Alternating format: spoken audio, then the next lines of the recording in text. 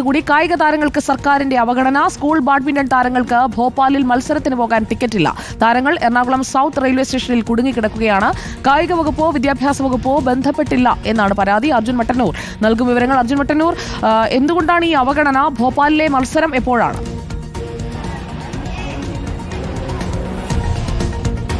സുജയ, ഈ മാസം 17-ാം തീയതി ഭോപ്പാലിൽ നടക്കുന്ന സ്കൂൾ ബാഡ്മിന്റന്റെ ഒരു ദേശീയ മത്സരത്തിൽ ടൂർണമെന്റിൽ പങ്കെടുക്കാൻ വേണ്ടി പുറപ്പെടുന്ന കുട്ടികൾക്കാണ് ഇത്തരത്തിൽ അവഗണന നേരിടേണ്ടി വന്നത്. എറണാകുളം സൗത്ത് റെയിൽവേ സ്റ്റേഷനിലാണ് ഈ കുട്ടികൾ ഉള്ളത്. ഏതാണ്ട് 24ഓളം പേരടങ്ങുന്ന സംഘമാണ്. ഇവർ ഇന്ന് ഉച്ചയ്ക്കുള്ള മംഗള എക്സ്പ്രസ് ട്രെയിനിൽ പോകാൻ വേണ്ടി ഇരുന്നതാണ്. അതിനുവേണ്ടി റെയിൽവേ സ്റ്റേഷനിൽ എത്തിയതാണ്. അതിന് ടിക്കറ്റ് അടക്കം ശരിയാകും എന്ന് ഉറപ്പായിരുന്നു ഇവർക്ക് നേരത്തെ ലഭിച്ചത്. എന്നാൽ ഈ അവസാന നിമിഷം ഇവർക്ക് ടിക്കറ്റ് ലഭിച്ചില്ല. ഇത്തരത്തിൽ AC ടിക്കറ്റ് അടക്കം ലഭിക്കും എന്ന് ഉറപ്പുണ്ടായിരുന്നെങ്കിൽ പോലും അവസാന നിമിഷം ഇവർക്ക് ടിക്കറ്റ് ലഭിച്ചില്ല. തുടർന്ന് യാത്ര മുടങ്ങിക്കിടക്കുകയാണ്. എന്തായാലും ഇപ്പോഴും ഇവരുടെ അനിശ്ചയാവസ്ഥ തുടരുകയാണ്. എന്താണ് ശരിക്കും സംഭവിച്ചത്? ഇന്നിവിടെ 1:25 ട്രെയിൻ ഉണ്ടെന്ന് പറഞ്ഞ് നമ്മളെല്ലാവരും 11:30 എത്തിയപ്പോൾ മാനേജർ പറഞ്ഞു 2 ടിക്കറ്റ് മാത്രമേ കൺഫേം ആയിട്ടുള്ളൂ. അപ്പം നമ്മൾ AC കമ്പാർട്ട്മെൻ്റ് ആയിരുന്നു. കയറിയ TT ഇറക്കി വിടും. അതുകൊണ്ട് നമ്മളാരും പോയില്ല. പിന്നെ അതിന് ശേഷം മാനേജർ എല്ലാവരും പറഞ്ഞ് നമുക്ക് നോക്കാമെന്ന് പറഞ്ഞ് ഇപ്പോൾ കുറേ നേരം കൊണ്ട് അവിടെ ഇരിക്കുകയാണ്. അല്ല, ഇത് നേരത്തെ തീരുമാനിച്ചൊരു ടൂർണമെൻ്റ് അല്ലേ? യാത്ര നേരത്തെ തീരുമാനിച്ചല്ലേ? പെട്ടെന്ന് വന്ന ടൂർണമെൻ്റ് ഒന്നും അല്ലല്ലോ. പെട്ടെന്ന് വന്ന ടൂർണമെൻ്റ് അല്ല. ഇവർക്ക് ഡേറ്റ് നേരത്തെ കിട്ടിയിട്ടുണ്ടായിരുന്നു.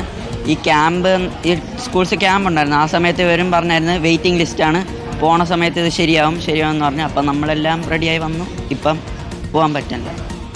ഈ നേരത്തെ ഇത് എറണാകുളം ജില്ലയിൽ നിന്നുള്ള മാത്രം കുട്ടികളാണോ അതോ കേരളത്തിലെ വിവിധ ഭാഗത്തുനിന്ന് കുട്ടികൾ? എല്ലായിടത്തുനിന്നും ഉണ്ട്. ട്രിവാൻഡ്രത്തുനിന്നും കാസർഗോഡിൽ നിന്നും കോഴിക്കോടിൽ നിന്നൊക്കെ ഉണ്ട്. കോഴിക്കോടിൽ ഇപ്പോൾ എല്ലാവരും അവിടെ നിൽക്കുക. ഈ ട്രെയിനിൽ കയറാമെന്ന് പറഞ്ഞ് നിൽക്കുക. പിന്നെ ഞങ്ങൾ വിളിച്ചു പറഞ്ഞു ഇങ്ങനെ കയറണ്ട, ഞങ്ങൾക്ക് സീറ്റൊന്നുമില്ല. അങ്ങനെ പറഞ്ഞിട്ടാണ് അവരവിടെ നിൽക്കുക. അവരിപ്പോൾ വീട്ടിൽ പോയി കാണും. എറണാകുളത്ത് നിന്ന് കുറെ കുട്ടികളുണ്ട്. ഇനി കോഴിക്കോട് നിന്ന് കയറാനുണ്ട്. പിന്നെ തൃശ്ശൂരിൽ നിന്നും ഉണ്ട്. അങ്ങനെ ഓരോ സ്ഥലത്തുനിന്ന് അവർ കയറാന്ന് വിചാരിച്ചത്. പിന്നെ ട്രിവാൻഡ്രത്തു നിന്നൊക്കെ അവർ ഇങ്ങോട്ട് വന്ന് വേറെ ട്രെയിനിൽ നിന്ന് വന്ന് ഇവിടെ നിന്ന് കയറിയാണ് പോകുന്നതായിട്ട്. ഇന്ന് ഉച്ചയ്ക്ക് 1:30 ട്രെയിനിന് പോകാം എന്നാണ് പറഞ്ഞത്. അപ്പോൾ ഈ ടിക്കറ്റ് ഇല്ല എന്നുള്ള എന്തെങ്കിലും വിവരം നേരത്തെ അറിയിച്ചിരുന്നു? നിങ്ങൾ എപ്പോഴും എത്തിയതാണ്? ഇല്ല, അങ്ങനെയൊന്നും പറഞ്ഞില്ലായിരുന്നു. ഇവിടെ വന്നപ്പോഴാണ് ഇവർ പറഞ്ഞു ഇങ്ങനെ ഇതൊന്നും ശരിയായിട്ടില്ല, ടിക്കറ്റ് കൺഫേം അല്ല, 2 പേർക്കേ ആകെ കൺഫേം ഉള്ളൂ. ഞങ്ങൾ ട്രെയിനിൽ കയറിയിരിക്കുമ്പോൾ TT സമ്മതിക്കും എന്ന് പറഞ്ഞു. പക്ഷേ AC ആയതുകൊണ്ട് സമ്മതിക്കില്ല ഞങ്ങൾക്ക് അറിയാം. പാരൻസും പറഞ്ഞു ഇല്ലാന്ന്. ഞങ്ങളിവിടെ വെയിറ്റ് ചെയ്യുകയാണ്. എന്നാണ് മത്സരം? 17-ാം തീയതി. 16-ാം തീയതി റിപ്പോർട്ട് ചെയ്യണം. ഞങ്ങൾ 16-ാം തീയതി റിപ്പോർട്ട് ചെയ്യണം. 17-ാം തീയതി ഭോപ്പാലിൽ മത്സരം അല്ലേ? അതെ.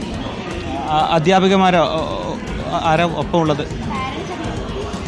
സുജയ, എന്തായാലും ഇവർക്കൊപ്പം അധ്യാപികമാരും രക്ഷിതാക്കളും ഒക്കെ തന്നെയുണ്ട്.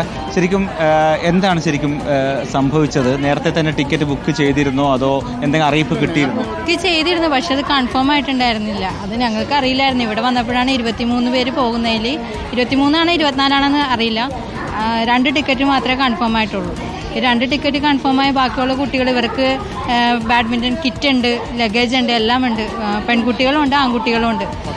ഇവർ ഇരുന്ന് കുറച്ച് ദൂരം പോയി കഴിഞ്ഞാൽ കയറിക്കോളാൻ പറഞ്ഞു കഴിഞ്ഞാൽ അവിടെ ചെന്ന് കഴിയുമ്പോൾ എങ്ങനെ അവസ്ഥയെന്ന് അറിയില്ല. പാരൻസും കൂടെ പോകുന്നില്ല.